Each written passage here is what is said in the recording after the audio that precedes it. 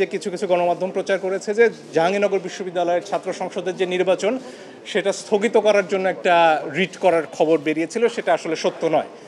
আপনারা জানেন সেখানে সম্প্রীতির ঐক্য নামে যে প্যানেলটি রয়েছে তার যে ভিপি পদপ্রার্থী অমর্ত্য রায়, তার প্রার্থিতা হঠাৎ করে বাতিল করে দেওয়া হয়। জানেন আপনারা যে সব কিছুর একটা সময় থাকে, অর্থাৎ প্রার্থিতা যখন হয়, ভোটার তালিকা হয়, প্রার্থিতার যাচাই বাছাই হয়, যাচাই বাছাই শেষে আপিলের একটা সুযোগ থাকে। এই সব প্রক্রিয়া শেষ হয়ে যাওয়ার পরে নির্বাচনের অল্প কটা দিন আগে গিয়ে হঠাৎ করে অমর্ত্য জানতে পারেন যে তার প্রার্থিতা বাতিল করা হয়েছে। এখানে কোনো পর্যায়েই তাকে কোনো শুনানির সুযোগ দেওয়া হয়নি, কোনো চিঠি দেওয়া হয়নি যে আপনার প্রার্থিতা বাতিল করা হবে। এই সব কিছু ব্যত্যয় ঘটিয়ে বিশ্ববিদ্যালয় কর্তৃপক্ষ তার প্রার্থিতা বাতিল করে।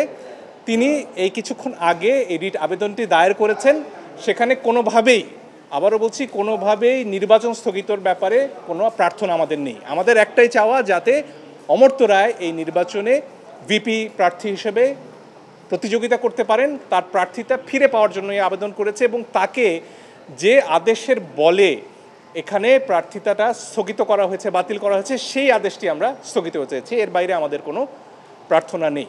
আমাদের আশা, কালকে আশা করছি আমরা এই রিটটির শুনানি করতে পারবো এবং তখন আমাদের বিশ্বাস যে হাইকোর্ট বিভাগ এই শুনানির শেষে অমর্ত্যকে জাহাঙ্গীরনগর বিশ্ববিদ্যালয়ের ছাত্র সংসদ নির্বাচনে অংশ নিতে দেবেন। এখানে অদ্ভুতভাবে তাকে অনিয়মিত শিক্ষার্থী বলা হচ্ছে, যেখানে আপনারা জানেন যে অমর্ত্য বিগত ফ্যাসিস্ট সরকারের আমলে খুবই প্রতিবাদী একটি গ্রাফিতি আঁকেন এবং তখন তার উপরে চড়াও হয় তৎকালীন বিশ্ববিদ্যালয়ের প্রশাসন।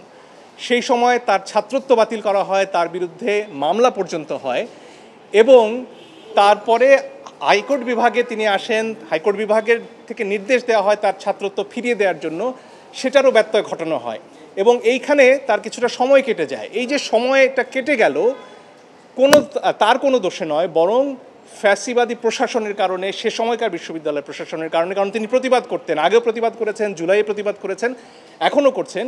সেই কারণে এই যে একটা মাঝখানে একটা সময় কেটে গেল, সেটাকে কারণ দেখিয়ে আজকে বিশ্ববিদ্যালয় প্রশাসন বলছে তিনি অনিয়মিত ছাত্র। এবং আমি অবাক হয়ে দেখলাম কিছুক্ষণ আগে বিশ্ববিদ্যালয় প্রশাসন থেকে একটি সংবাদ বিজ্ঞপ্তি দেওয়া হয়েছে, সেখানে আমার মক্কেলের অত্যন্ত ব্যক্তিগত তথ্য, তিনি কোন পরীক্ষায় কী ফল করেছেন, এগুলো ফলাও করে তুলে ধরা হয়েছে।